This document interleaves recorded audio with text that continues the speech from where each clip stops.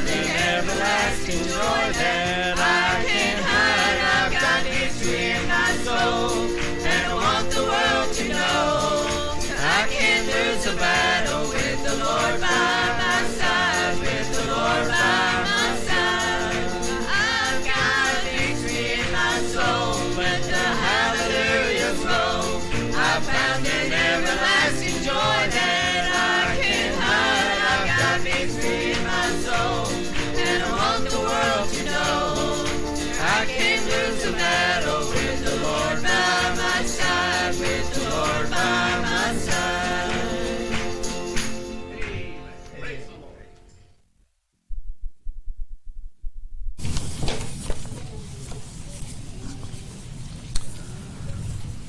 I want to try to pick up this message tonight, kind of where I left off this morning. And I was making some remarks about immigrants and things of that nature.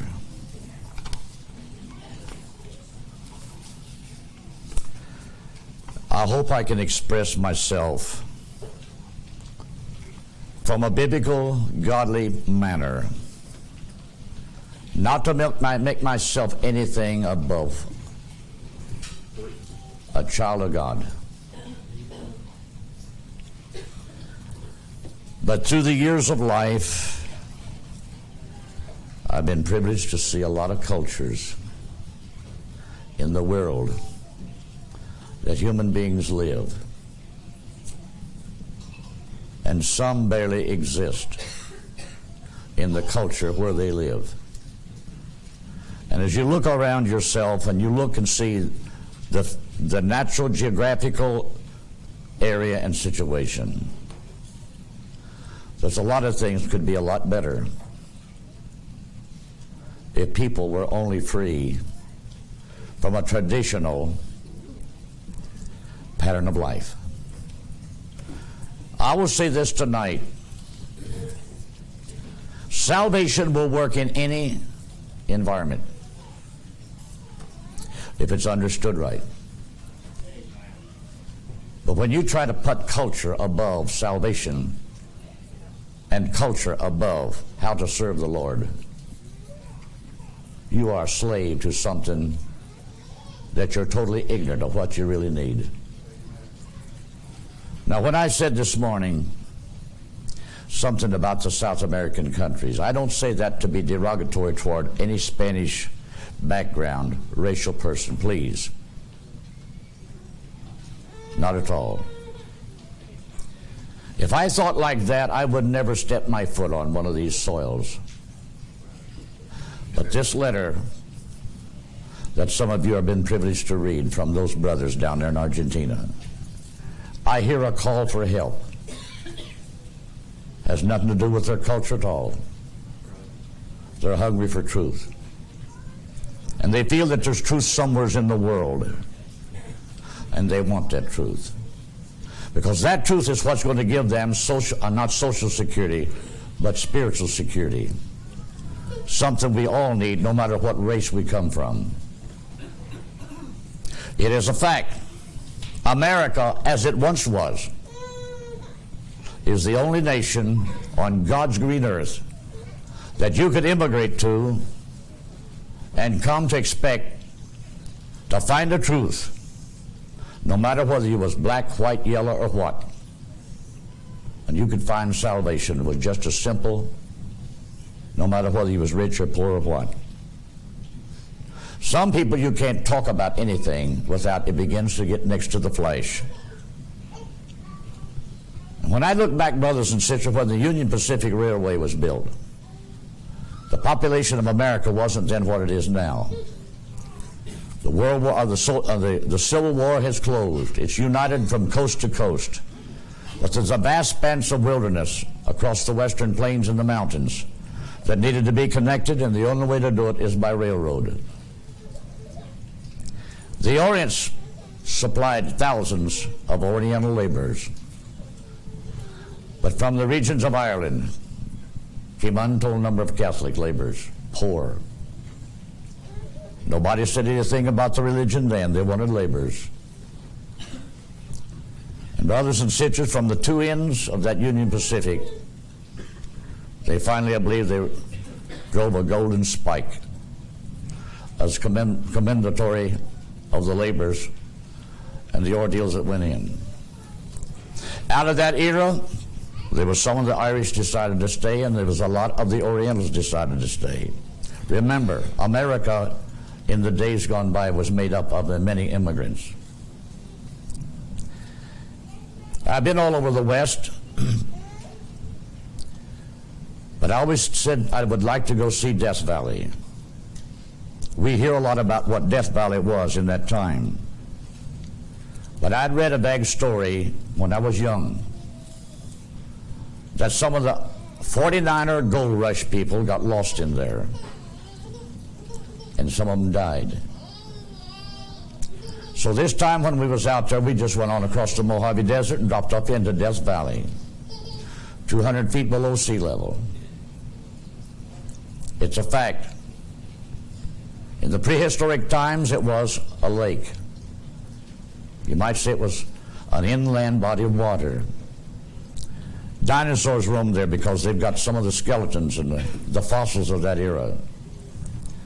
And sad to say that we've got an element of so-called Christian people in America. They're as ignorant. When you start talking about that, oh, that's the flood. Traditional Christianity absolutely is just as ignorant as an unbeliever. And the hour is going to be when you will not see God show respect to person to either one. If you don't know God from a salvational standpoint, it don't matter what your religious background may be, it ain't going to register with God at all. In there's a museum now that commemorates all those days gone by. And the story goes back to 1849. This one particular wagon train that was leaving out of St. Joseph, Missouri. They was late in the season reaching the foothills of the Sierra Nevadas. They began to be afraid that if they got on into the mountains to cross over, that the winter would overtake them and they would get snowbound. So they decided to skirt the mountains and skirt around the end of the mountain range and go across the desert on the rest of the way. But it was unbeknownst then, brothers and sisters, that there was a place called Death Valley. Only a few Indians knew that. So as they skirted around the ends of the mountain regions, they dropped off into this valley not knowing what they was going into. And suddenly they find themselves in this valley. They ain't a piece of sprig of grass, there's nothing growing. Hardly any water. After a while, they begin to suffer from malnutrition. They're low on their food supplies. Some of their animals, they run out of food supplies, and there sure ain't nothing out there to graze on. They begin to lose their laboring animals.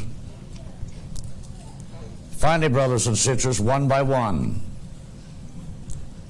many of them begin to die. They was buried, and probably, brothers and sisters, today, they're still there now in an unmarked grave. And as things went on, finally, there was a few of them began to make their way out of there. They went in there as a wagon train, but they came out of there individuals, just barely existing.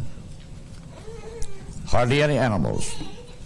In the museum, there's one bronze statue of an ox. It gives its name. This man and his wife, and there was three little children. That's all he had left of what his part of the wagon train was this ox. He's leading this ox with his wife sitting behind, a little child sitting right in front of her. On the shoulders of this ox was two big pack sacks like they use on pack horses. And there was a little child stuck in each one of them. And he led his family. That was what his family consisted of.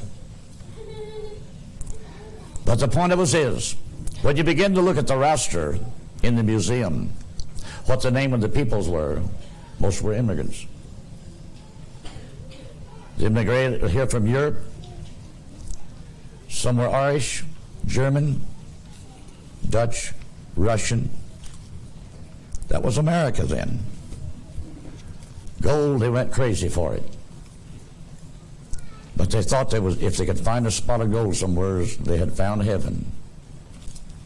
There's a lot of stories could be told about that.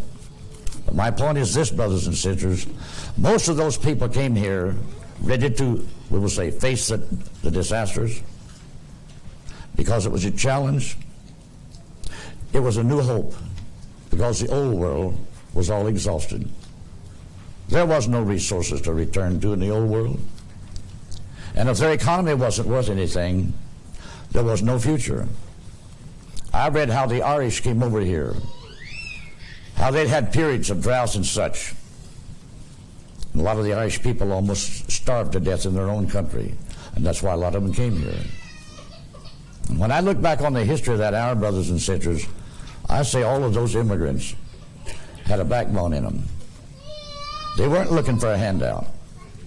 When I read the history of the Jew, that covers from about 1850 to 1913, just shortly before World War I broke out. I forget how many 100,000 Jews from Middle Eastern Europe came here. Some died from sickness at sea. When they reached Ellis Island, they was met by a team of doctors and nurses that had them just stripped down stark naked, because they wanted to see if they weren't bringing some kind of disease in. But there was no welfare check. There was no baskets of food handout. Few of those Jewish people had relatives living in New York City, and sometimes they're met by these relatives with a little bit of help. But most of those Jews came to a country they had never seen. They had read about it, but they too helped to make up a nation that became known the world over. This nation has done more to spread the gospel of Jesus Christ than all the rest of the world put together in a shorter span of time. There was a day the American man was looked upon as though he was almost like a god. In World War II, in the islands of the Pacific, when American soldiers stepped ashore, the natives somehow or other had a respect for that American soldier. He was their liberator. They treated him as such. When we went into the Philippines, it wasn't long till the village people would begin to come around our camp, and they wanted to take and wash our dirty clothes. They set no price. They wanted to wash our clothes free of charge. And many times, brother and sister, a GI would just up and give money to them. They would give it back, and the GI would just throw it at them. But today, America no longer has that image. They want your money, but you're not their liberator. In fact, behind your backs, they'll even talk about you. Now, I use this tonight as a basis. I'm not a racist. I despise it. And these characters that want to belong to the Ku Klux Klan, they ought to be drenched with what? A dose of salts. Why, Brother Jackson? Because they're trying to use a cloak of something or other that stood altogether different for something now than 100 years ago. Today they're against the black and against the Jew. 100 years ago, brothers and sisters, what they called the white cappers or the vigilantes, that wasn't usually the picture. Usually the picture was, brothers and sisters, the law wouldn't do nothing, and you got a criminal, a crook in town that owns everything. He gets by with cheating, robbing, having people killed. And then when the law is no longer a just means to bring things to an end, it forces the people form themselves into a body called white cappers or vigilantes. Now, up to the point, I don't believe in taking the law into your own hands. But I'll say this in the face of any politician. Keep on going like you're going. You may be sowing the seeds of your own harvest. Because don't forget, The man that we read about in the Bible called King David, he was forced to go to the mountain regions and join the underworld characters. Am I right or wrong? And then when things in the governmental society got so rotten, then the people began to cry for David to come. So brothers and sisters, up to a point, it's right to listen to the law and the just. But there comes a time when so-called law isn't just at all. It's a crooked means to stifle, to cheat, mislead, to use fear tactics, because you got a system that wants to rule the majority through fear. And that's why King David was known to be a man after God's own heart. He did some things, brothers and sisters, in his hour that helped stabilize the beginning of a new era in the history of Israel. So I'll say no more along that line. Now, but it's a fact. There has been a trend in the last 40 or 50 years. It's been said from high places. If America is to achieve what we want it to be in the 21st century, we've got to destroy the effect, the voice of the so-called Christian people. Which means this: from now on, we will screen the immigrants. We will not let the white man come in that comes from, we will say, a devoted pattern of Christian conduct. We'll let them come in. They don't care whether they're Catholics, Hindus, Buddhists, just so they do not have a staunch, faithful Christian background. In the last 30-some years, this country has literally been run over by the minor immigrants. And I'm sorry that it makes it look like this is racial. Let me take it to the point. The time has come. You're either a Christian or you're not. God has given every race somewhere in time an opportunity to know the truth. But they either put culture or their pagan religions above everything. They've been hoodwinked, misled, deceived, thinking that there's nothing to it. And America is the last land-based island of hope that there's ever been in this Western Hemisphere. That anybody, no matter what his race was, could come, hoping somehow or other to do himself a little bit better material-wise. And because of that, the government, which will not say the truth, but they've manipulated a lot of things behind the doors by allowing certain types to come in. They not only want to unchristianize America, but they want to take the influence that the Christians have had up to a certain point. I can remember, brothers and sisters, when the average person in the countryside of America that didn't go to church, we could say, well, they were an unbeliever. But in principle, they lived a lifestyle much better than a lot of the so-called churchgoers today. Because America was founded at a time when the Reformation was going on, and the immigrants from Europe fled knowing the old countries would never tolerate and allow a deep, devoted Christian life to rule those societies. So they come to a land that's new. Sure, they faced obscurities, uncertainties, and the future was questionable. But at least to them, it was a hope. They was ready to come here, live in log cabins with dirt floors, and never cry about it, because it gave them a new hope. And at least we had politicians then that had a backbone and had some respect for decency and the principles of that which is right. And yet we had a lot of adventure seekers coming from Europe over here. Some of them wound up with their heads cut off by Indians. Some of them came here just to live on the resources. They could find gold, silver, or if they could live on the hides that they killed, shipped them back to Europe.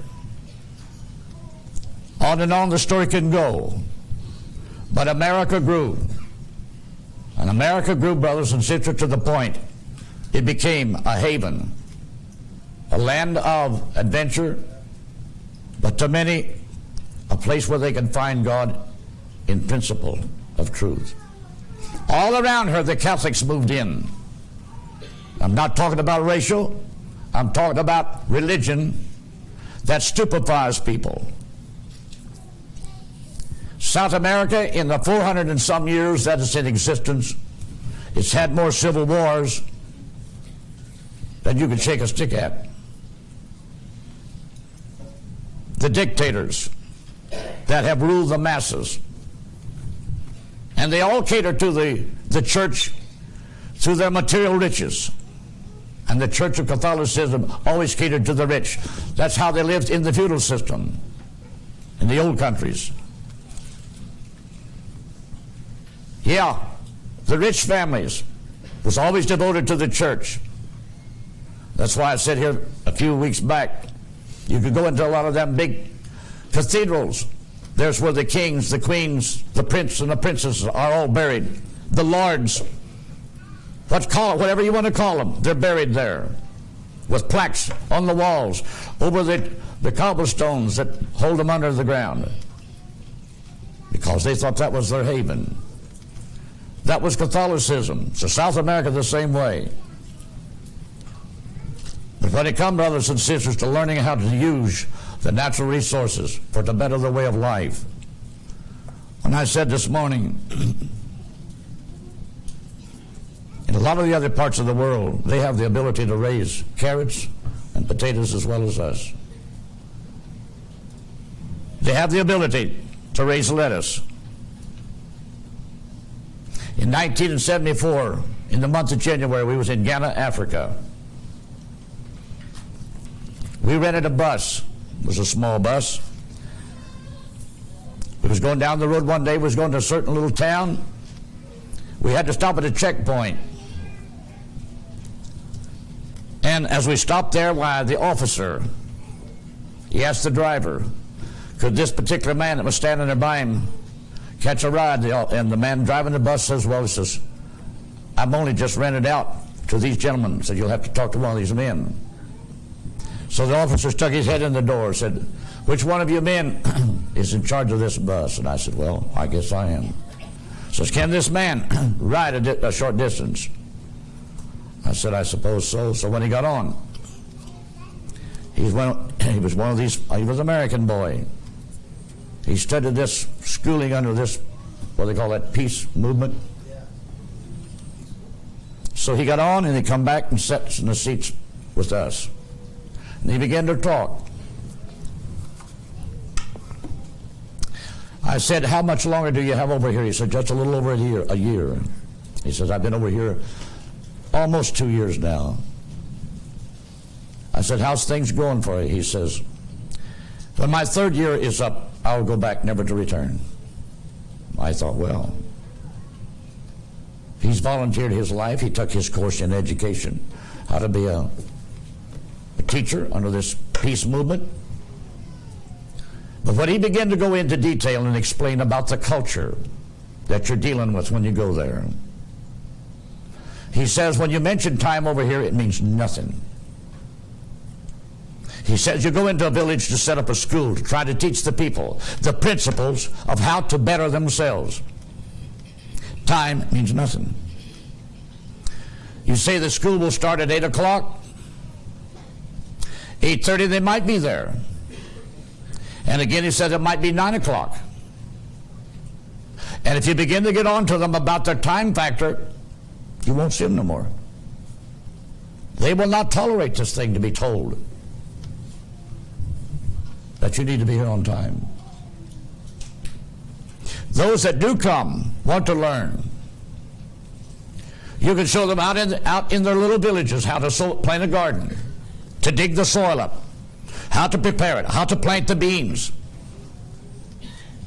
What a little row of beans, how many meals it will bring to them.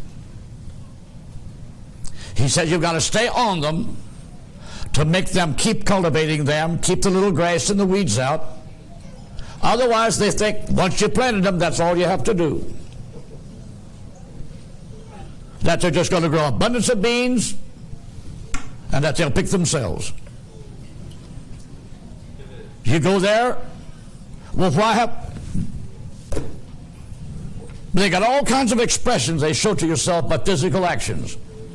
You tell them, but you're supposed to get out there and pick those beans. Well, that's a horse of another color. He says, when you show them that every day they could go out there and pick themselves a mess of beans. At the same time, pick the excess and preserve it. You show them how to preserve it. To them, they care less how to preserve the next meal. Their philosophy of life, if you have something to eat today, let tomorrow take care of itself. Well, that might sound good to you. But if America had come together and lived that kind of a culture life, America would have starved to death a long time ago.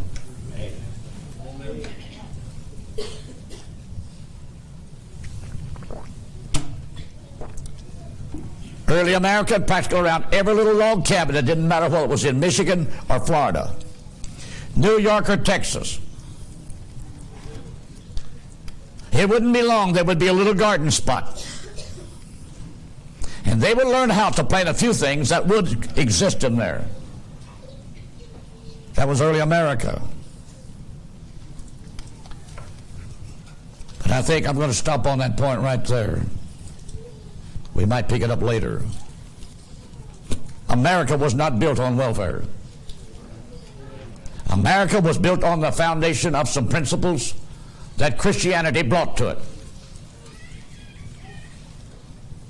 So with that, bear with me now.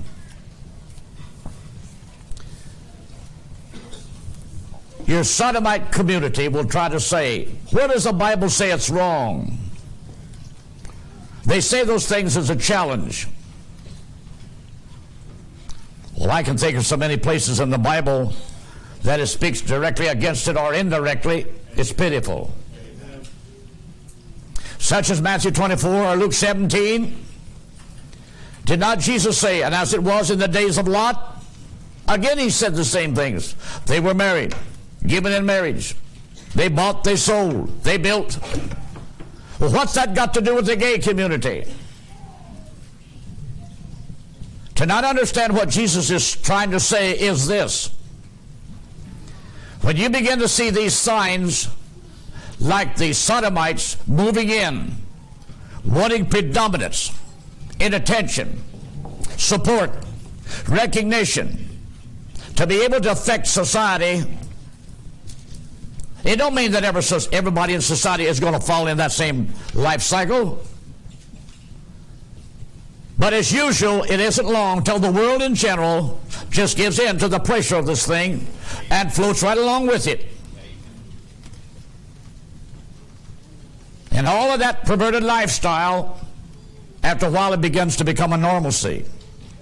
But history has proved, wherever that begins to become and called a normalcy, it's a fact. That begins the beginning of the end of that society.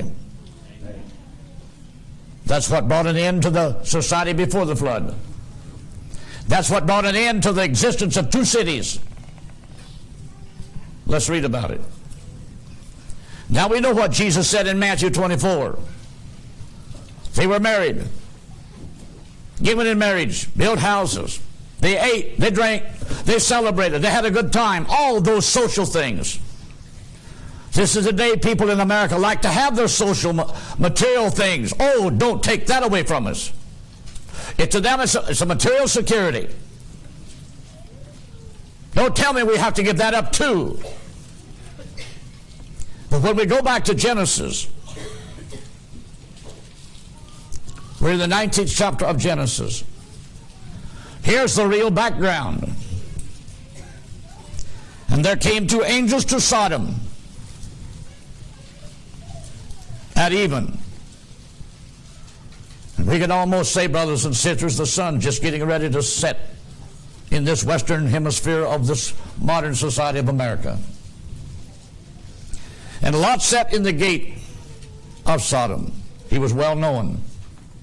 He was looked up to. as a man. He was a counselor. He'd been there quite a long while. And Lot, seeing them, rose up to meet them. He had enough of spirituality about him to know these was not just two ordinary men. He bowed himself with his face toward the ground, and he said, "Behold now, my lords." At least he knew the difference between that wild bunch and these characters. There had to be something physically that stood out. I pray you, turn in, I pray you, into your servant's house, and tarry all night, and wash your feet, and you shall rise up early, and go on your ways. And they said, "Nay, but we will abide in the street all night." And he pressed upon them greatly, and they turned in unto him, and entered into his house, and made them a feast, and did bake unleavened bread, and they did eat. So everything was going well in Lot's house. But before they laid down, the men of the city, the men of Sodom, or I'm going to say the men of L.A., Las Vegas, Louisville, Kentucky, Atlantic City, New Jersey,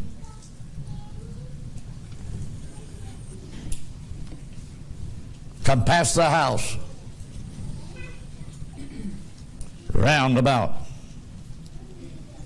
both old and young. All the people from every quarter. What a display. And they called unto Lot and said unto him, "Where are the men which came into thee this night? Bring them out unto us, that we may know them." What a display of ungodliness. And Lot went out at the door unto them, and shut the door after him, and said, "I pray you, brethren." That sounds like a modern churchgoer, don't it? Since they pressed their way into the Presbyterian circles, pressing their way into the Methodist circles, amen, they can't help but call them brethren. If they don't, they might have their doors closed.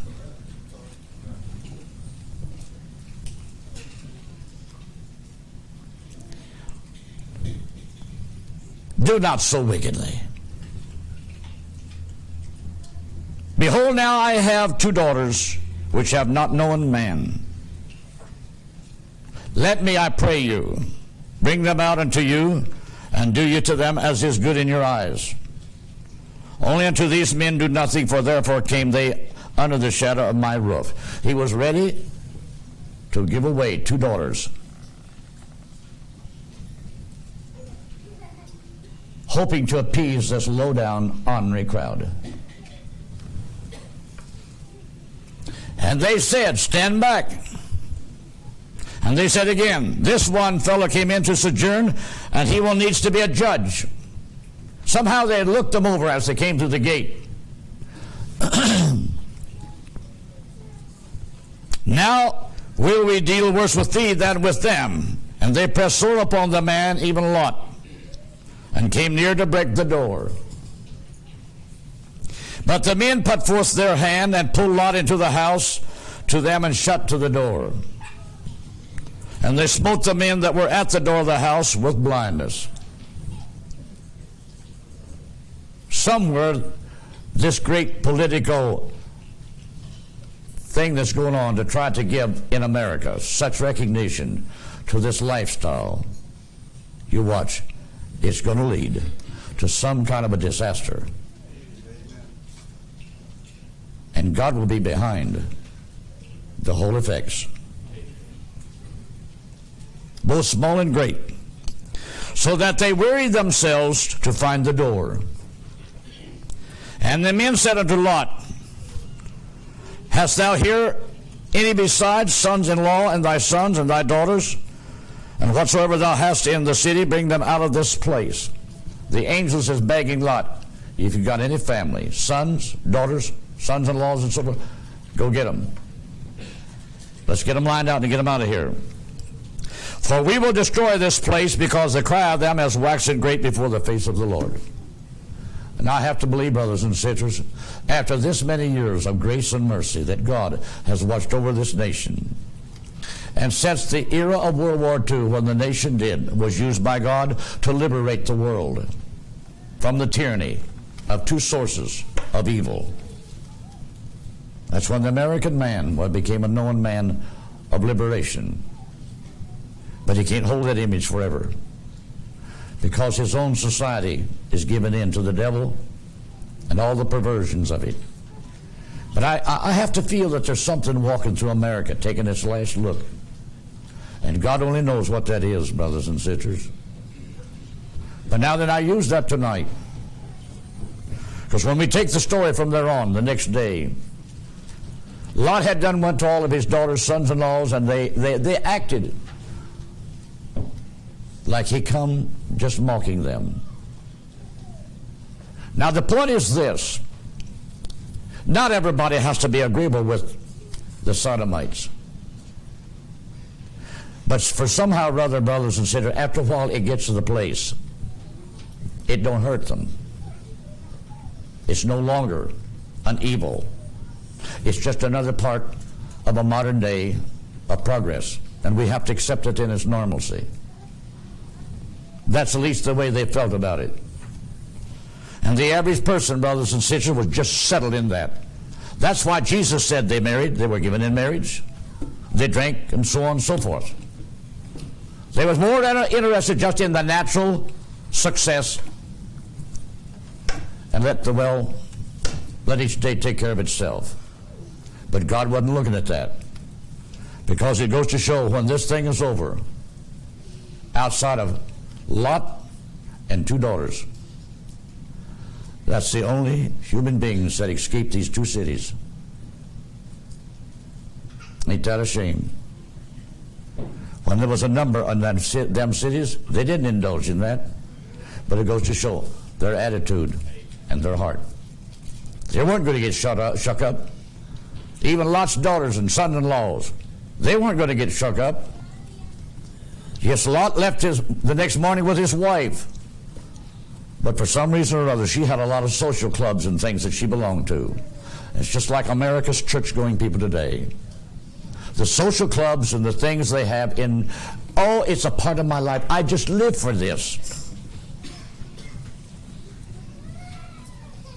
All of these Methodist clubs, the youth clubs, and this club, and that club, and such and such. That's what rules them today. So when we read the finishing up, brothers and sisters, was it how many people that actually was the eating that brought the destruction? No.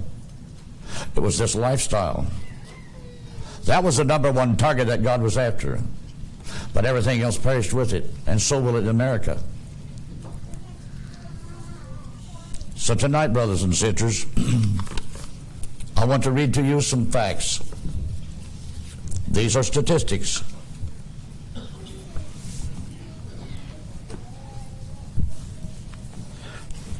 This examination and test is taken from Minnesota. To date, the Bagley and Tremblay 1997 study remains as the only study to have used a random sampling technique. Stratified random sampling producing both a sample of homosexuality-oriented males and of their heterosexual counterparts, meaning the straight normal people, for comparisons of purposes.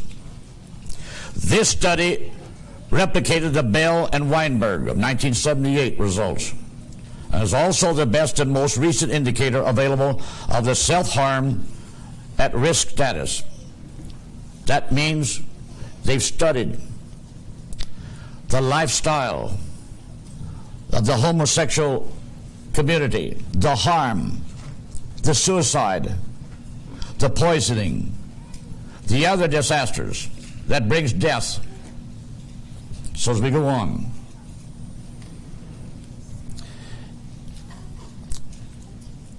compared to heterosexual males, homosexually oriented males, 12.7% of a sample accounted for 26% of males in this self-harm, meaning somewhere as they get started into this perverted lifestyle, they'll wind up doing themselves some kind of harm to bring their life to an end.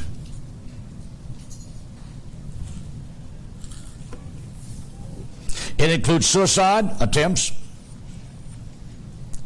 and then as they get older, it falls into a 62.5% of suicide attempters. They were 3 times more at risk for reporting self-harm and almost 14 times more at risk for reporting having attempted suicide. It all adds up to this. Once they start this lifestyle, they might start it with a very boastful, arrogant, head, chest tuck out, I'll have my way. But they don't live too long until weary, frustration, self-condemnation begins to center in. Why wouldn't God allow it to be that way? They have forsook Him. They don't need God. But before they go too long, they begin to realize how helpless they are. Given that homosexually oriented male youth have been reported to be at greater risk of the more serious forms of self-harm, and that such results are replicated, they are therefore likely to be even more at risk for completed suicides. Given the Begley and Tremblay 1997 results and erring on the conservative side, they close their report by saying, a big percentage may not be successful in committing suicide, but there is such a thing, they will try it again. Here is another study.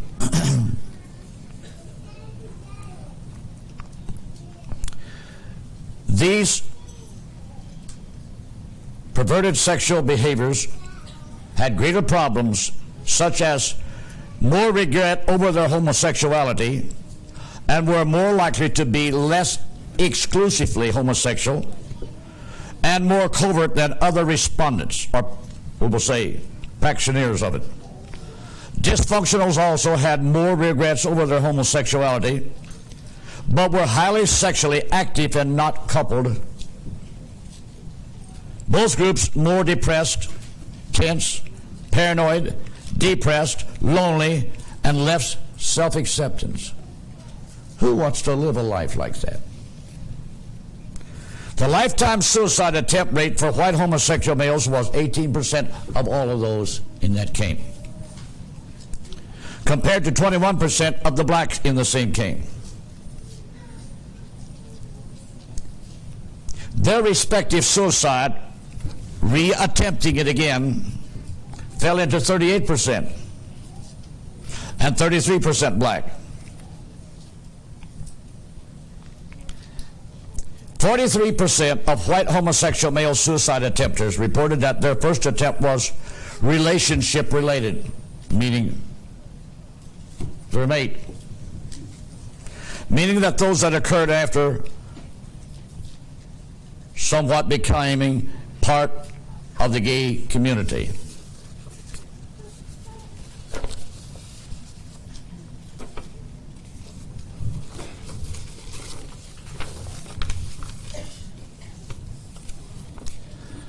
This is taken from a breakdown, a public health program by Raymond Kazman shows the average age of homosexuals who die with AIDS is 39.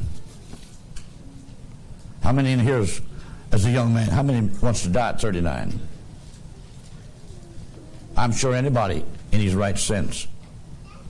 If you don't have good health, brothers and sisters, from the time you're growing up, as you go into the 30s, normal condition is that you fell heir to some kind of an ailment that was not brought on by perversion.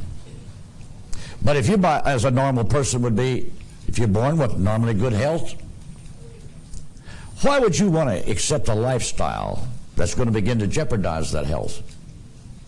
You're going to be like a lot of people. You're going to stand before all the vitamin counters, herbal drugs, do this and do that, because it comes natural. You want to build this old man to his peak of energy and vitality.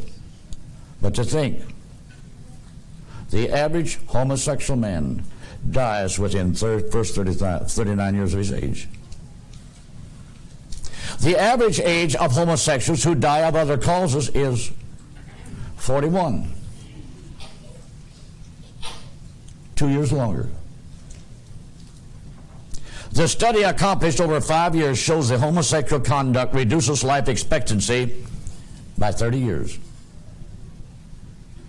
In a review of thousands of cases, only 1% of homosexuals live to be 65.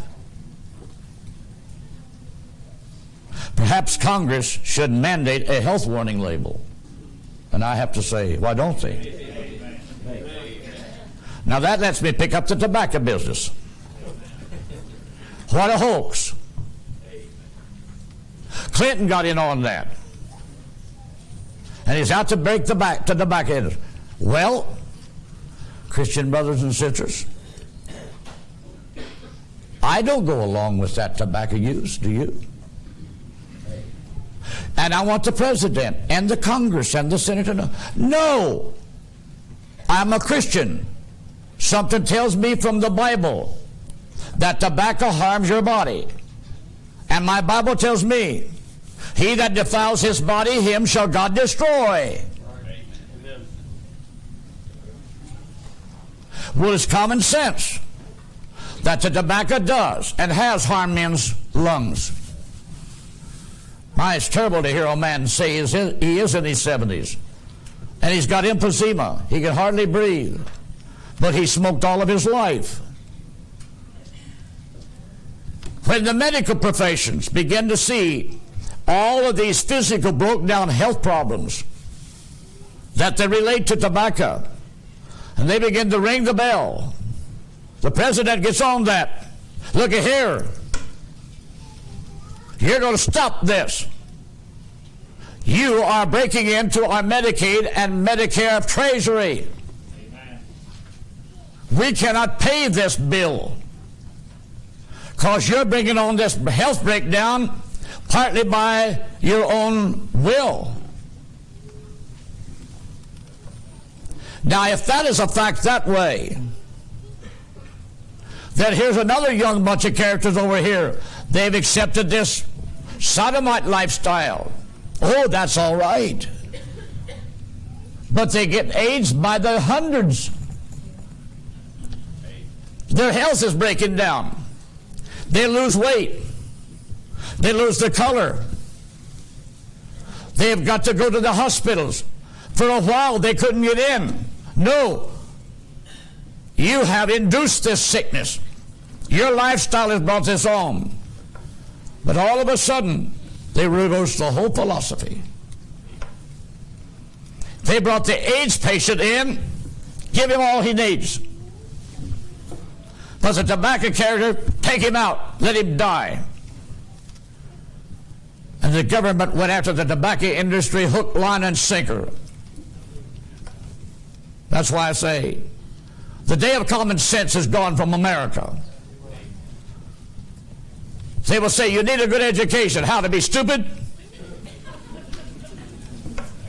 To read circumstances like that? What are you trying to do? Kidding me? I believe God give us all some sense if we learn how to use it right.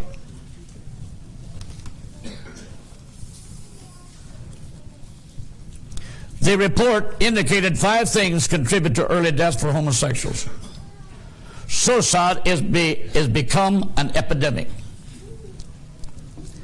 Their suicide rate is 60 times as high as the general population. Think of that.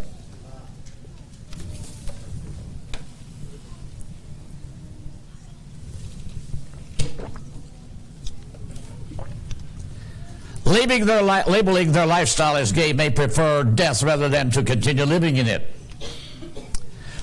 Homosexuals say suicide is the result, listen to this, of religious and social pressures. What a joke.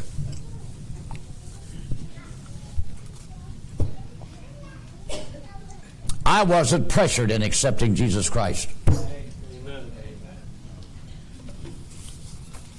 And I want them to know. And saints, let's be practical and sensible. Everything that's on the other side of the fence is of the devil. Amen. Now define that. Did not the Apostle Paul say, no whoremonger, nor effeminate, nor abusers of themselves with mankind? Telling about they leave the natural use of the woman, man to man, woman to woman. The extortioners. He's a crook, a murderer, a drunkard. They all belong in the same category. Do I hate them? No. Because it was 3 drunks that put my scar on my head.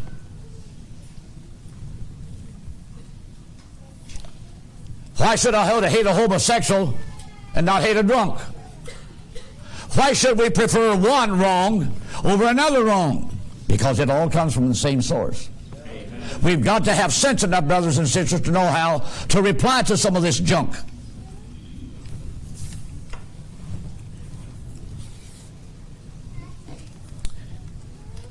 It's truly a sign of the last days. And when I think many times that in these last days, police departments have been forced to open up and accept gays on the police force. Why should we as Christians become so loud-mouthed? As long as America's outside lifestyle was affected by the Christian image, we didn't have that and didn't have to worry about it. Do you understand what I mean? But when America as a whole began to absolutely shut the image of the true Christian out of their eyesight, and then from their realm they want to justify one evil over another, such as they're doing.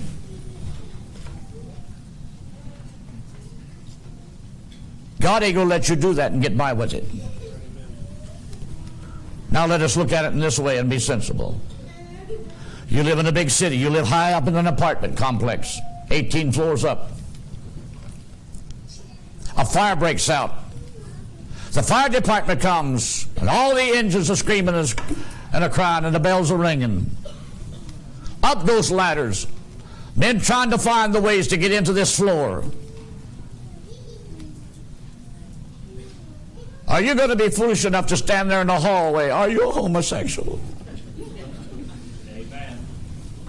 Are you a pervert? If you are, I ain't going to let you carry me down there. We'll go and die in the fire then.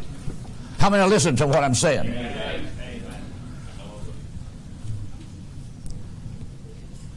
Three guys just walk into a bank with masks on. They're holding people hostage. But a man has pressed a button. The bells goes off at the police station. 2 cartloads of policemen come. And some police departments do have homosexuals. I've read in the paper. New York City for one of them. Are you going to be foolish enough to stand in the teller window and hear your hands is in the air and they're just shaking like a leaf? And the police are on the outside just awaiting an opportunity to make a move. And you holler out with that great big ignorant, are you a homo? Are you a homo?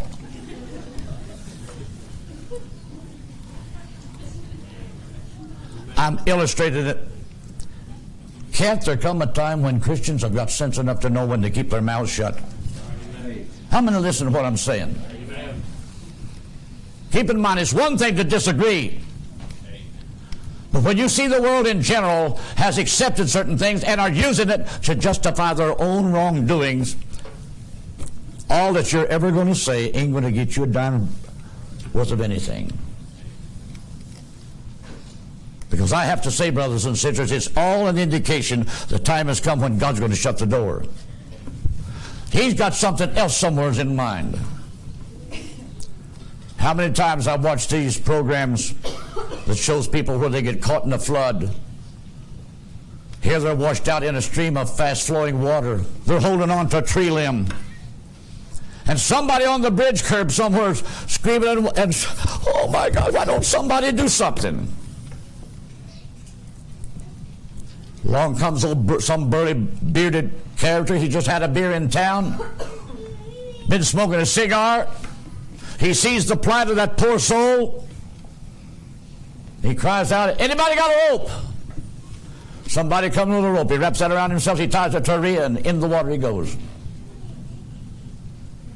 Yes, a plain old unbeliever. But he risks his life against all the flowing dangers to maybe rescue that little child. And when he's brought that poor soul safely into the care of its loved ones, then people are ready to cry and say, it had to be God. It had to be God. A lot of this goes to show, brothers and sisters, a lot of Christian people don't have sense enough to know how to respect the mercy of God when we're still living in a world that in percentage-wise they're unbelievers. But when the chips are down, it's mighty good for one of them to risk his life. I hope you don't think I'm reading this the wrong way, brothers and sisters. I'm not. Because a lot of time Christians have grown up with the philosophy, I'm a Christian. God ain't going to let nothing happen to me. Well, I just pray, brothers and sisters, that we've all got sense enough to know how to live each day.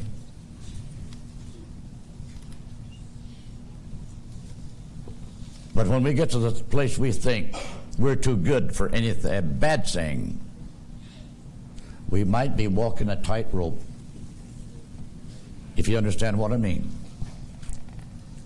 So, brothers and sisters, I'm not standing here trying to tell you, let's tell the gays how no good they are. Because, brothers and sisters, then you just turn around and have to look the drunk in the face. You're no good either.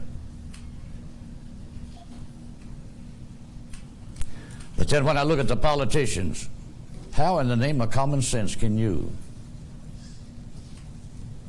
take one man, one human being from one lifestyle and justify and lift him to the high heavens and make everybody else feel like they're fools? But yet you turn right around and take another person from the same side of the fence.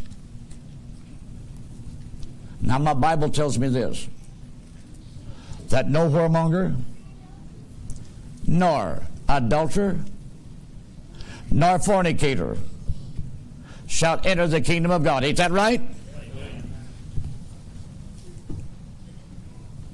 Here now the government justifies this poor sodomite's condition, wants to protect him, give him free medical attention.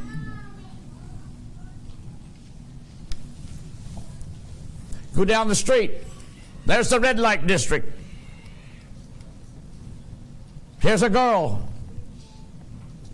She's not a pervert, but she's using her body to make a living. How many knows what I'm talking about? Take long as a policeman comes and snaps handcuffs on her and takes her off to jail. For what purpose? Oh, she's a harlot. Well, ain't that something?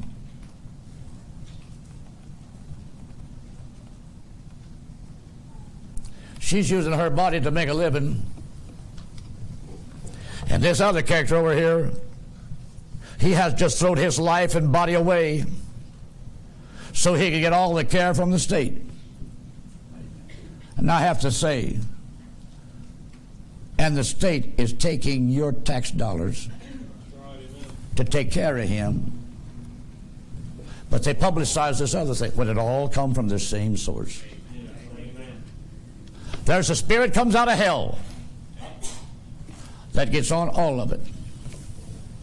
And the devil is the author behind every bit of it. And I have to say, brothers and sisters, there's only one reason that politicians can use this today.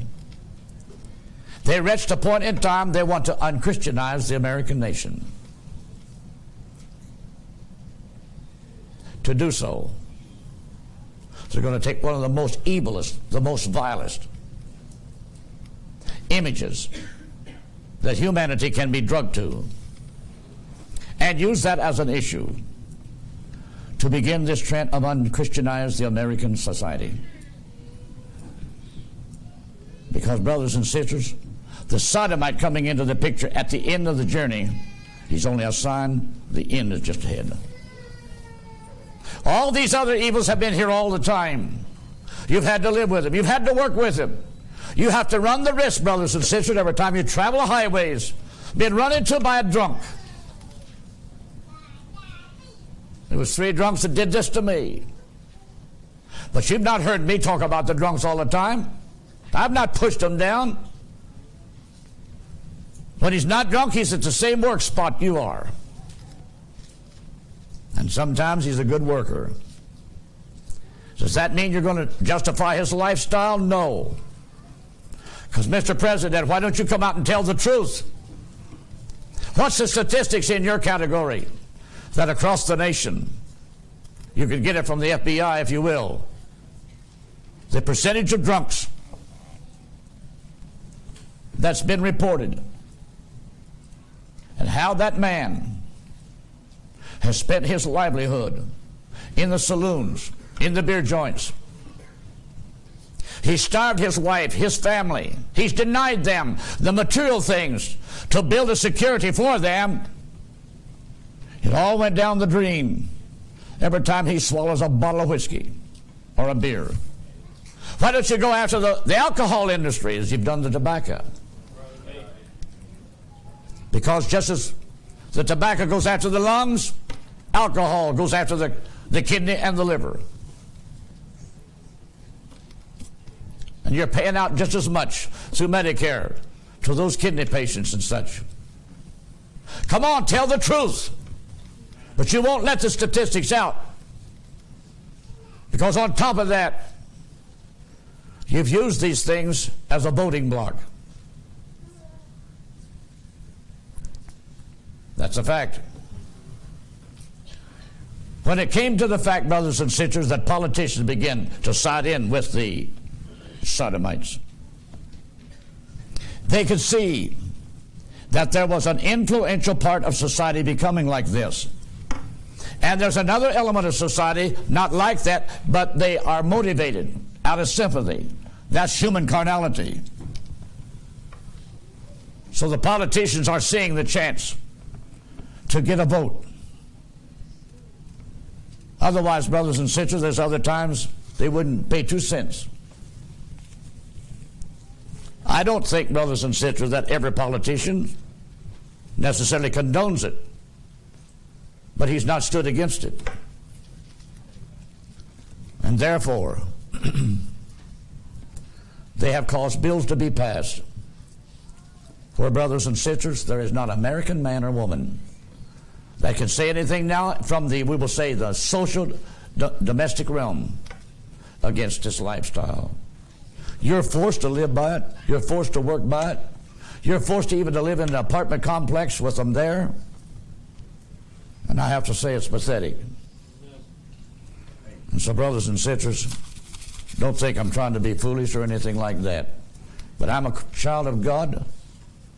I'm not going to go driving down the highway looking for every homosexual I can run into, nor run off of the road. And I don't think he's coming down the road necessarily looking for me to run into. But I do believe this, brothers and sisters, that it's a sign of America. She's come to the end of the world. She has slid further in the past 35 years than any other nation in this world put together. And I believe with all my heart, America is not going to escape the judgment of God. I'm convinced we're going to see it with our own eyes. In a not too distant future, When we do see it, brothers and sisters, it's going to pay us to be godly, wise, and learn what the grace of God has done for us. I don't have to run up and down the streets and say it's wrong for that place to hire a homosexual. To me, if they'd have never started in the first place, it might not have grew like it has. But since they didn't want the Christian's voice nor his vote, it shows, brothers and sisters, the time had came. All these spirits out of hell has to show themselves. And brother, it's right here in front of us. Look what Jerry Falwell has done. He's got a radio program. He's spoken out. He's a big preacher. Yes, sir. He's known from coast to coast. He's got a Bible school. He holds on to his Trinitarian dogma. For people to hear him, you think he's a wise man. He spoke so loud against the homosexual pattern of life. And all of a sudden, he had to publicly announce, come on, let's get together. I apologize. I've used some hard words. And shows him having to hug them and apologize. I'd have to say, homosexual, I'm not going to run up and down the street pointing the finger at you. I've got more to do than that. But I have to say, Mr. Homosexual, my Bible is against your lifestyle. I didn't write the Bible. God wrote it. And if you think it ain't true,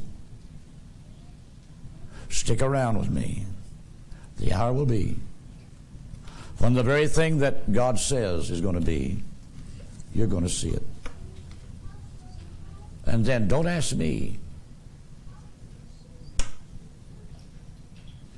what went wrong. Your own lifestyle led you astray. Because the same thing's going to happen to you that happened to that bunch of stuff down there in Sodom and Gomorrah. The same thing's coming your way that happened just before the flood that brought the flood. Now you can crow about it, you condemn it, and spit in God's face. But one of these days He's going to take you and break you into little crumbles. Because after all, you was made out of clay. And He can say, there's a lot more where I got you. And I can make a whole lot more that won't go your route. So brothers and sisters, I don't know what the next 5 years might hold for America or for us. I pray to the good Lord that a bunch of them don't come in here some night and just act up. But if such a thing should happen, don't open your mouth, but do this. When I give the sign, everybody rise. We'll dismiss ourselves. We'll walk out the door and lock the door. Leave them here to rant and rave. Because we will not be their audience. How many understand what I mean? Amen. Don't give them an opportunity to even get your attention. You will gain more by showing unconcern. Because it can be a game with them, but they can't go the rest of the next 100 years doing that night after night, night after night. They'll get tired of that. Because when they see that they can't frustrate you nor aggravate you, the only time that I say call the police, if they come in here with a knife or something or other, they want to start harming physically. Then I have to say, boys, grab anything you can. And women, get under the seats. Because if they can be that carnal, I can too. I hate to think that, brothers and sisters.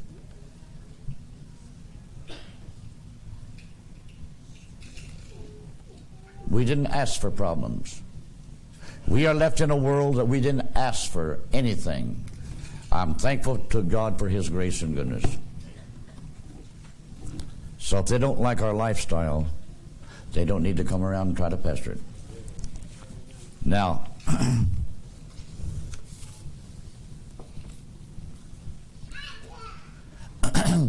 in the homosexual community, drugs ranks 3 times higher than in the general population. This combined with the like rate of alcohol abuse leads to an increase of heart, lung, liver failure, as well as increased incidence of accidental deaths, such as automobile wrecks. Sometimes you wonder what causes a car to come right down the highway, and you're on the other side minding your own business. All of a sudden, that car just comes right across the median and hits you head on. You would almost say it looked like it was purposely done. But little do you realize it might have been a homo in there, or an alcoholic, or somebody, we will say, whose mentality has already been affected and ruined. And the devil can use that instrument anytime he wants to, because he's out to kill that person, but he can use that person, brothers and sisters, to bring a lot of harm and danger to someone else. Highway fatalities claims the lives of homosexuals at a rate 40 times higher than the normal lifestyle people. Think of that. Diseases takes its next toll. Homosexuals are 14 times more likely to have that old venereal disease, syphilis.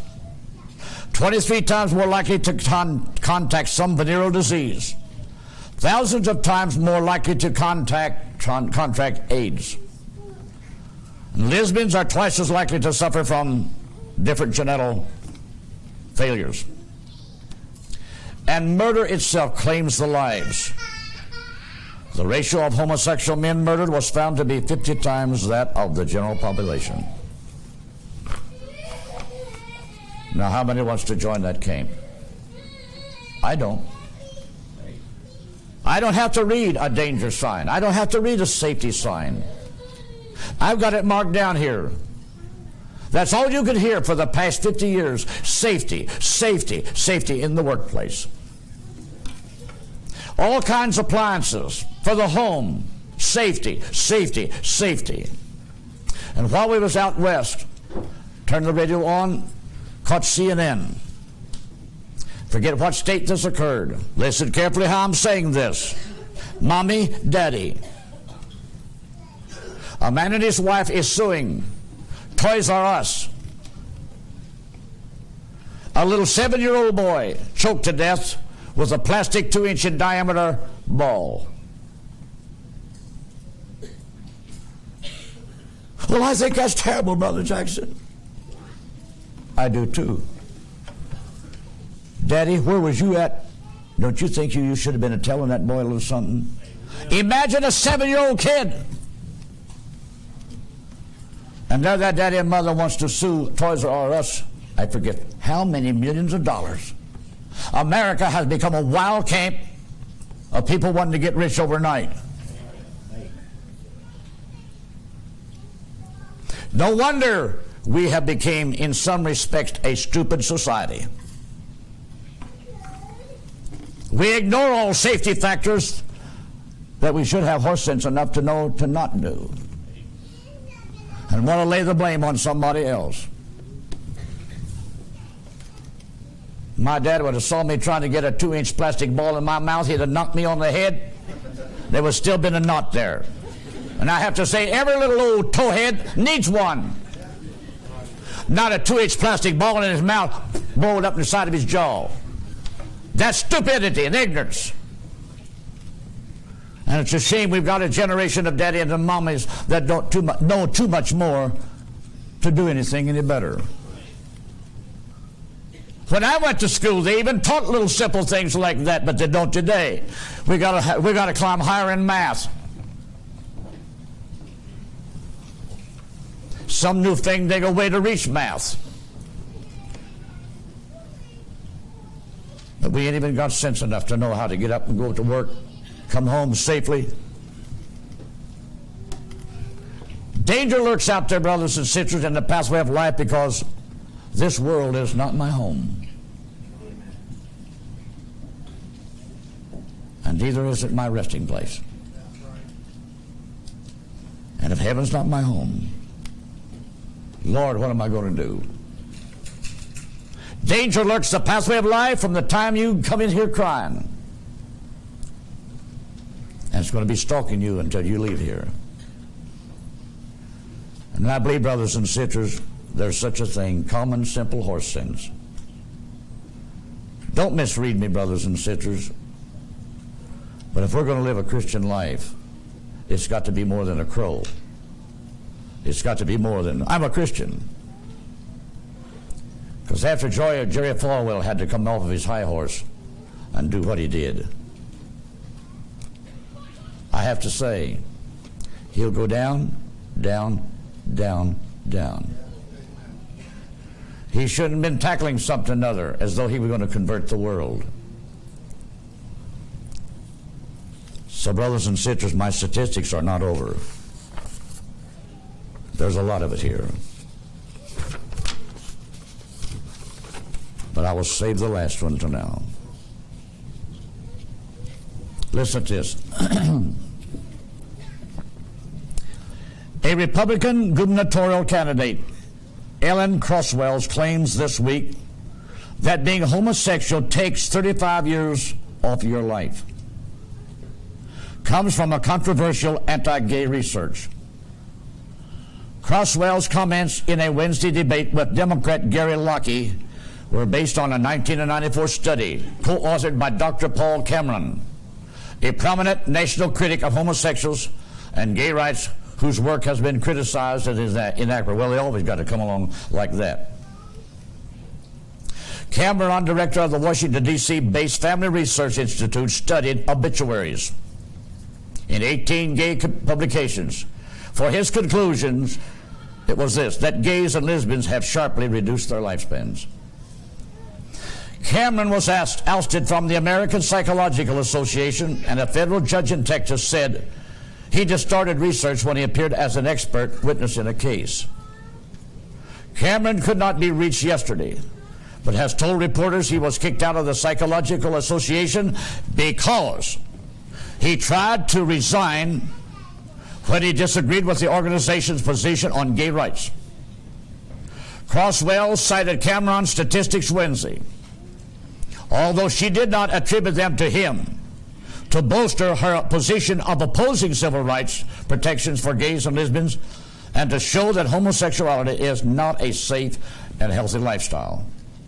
The specific numbers on gay mortality are not important to Crosswell, her spokesman, Kathy Mears, said yesterday.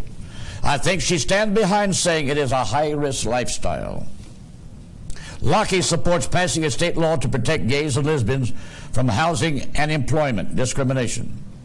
As a state lawmaker, he sponsored unsuccessful gay rights legislation. Cameron's work was criticized by county health officials. And here's what one of them said. He has a very strong moral agenda, and I really distrust his work, said Larry Keel, AIDS information specialist with the Seattle-King County Health Department. There is no doubt that the AIDS epidemic has taken a large toll among gay men, but there is no data, it says, to determine the life expectancy of gays and lesbians to be accurate, they say, because we don't have the statistics on how many homosexuals there are, and that's why they want to doubt this other.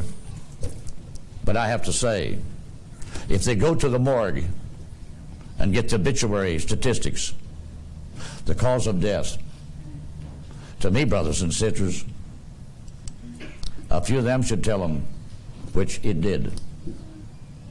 Who wants to die at 35? Or who wants to die at 41? So, brothers and sisters, we could both go on, I suppose, with a lot of other things, but we'll quit for tonight. But I pray, let's pray for the hour we live in. Lord, help us to know how to conduct ourselves, to speak when we should speak, and keep quiet when we should keep quiet, because we're not going to convert the world out of this. It's going to take the hand of God. And I believe, brothers and sisters, God's got a remedy. And I wouldn't want to be on the other side of the fence when God does send the remedy. Heavenly Father, tonight, you see the hour we live in. And Lord, I pray, we realize how frail, and Lord, many times we feel so unable to know what to say or how to say it. When it looks like that everything in the world at large, Lord, has become harnessed by the devil to try to shut up and still the mouth and the voice of every child of God. Yet we have the hope in Daniel that there is going to be a wise people in the last days. That is the only people that's going to be wise. They've got to be a people that know you. And they've got to be a people, Lord, that's willing to let you direct them, teach them, and show them what, where, and how. Lord, if our life is to shine in a darkened hour of time, God, teach us what we should know. Help us to know how to look at all these issues, Lord, because we realize, Lord, all we are or ever will be is by your grace. In that precious name of Jesus Christ we pray. Amen. And I thank the Lord tonight, brothers and sisters. Just clap for me. Let me hide myself in thee. Let the one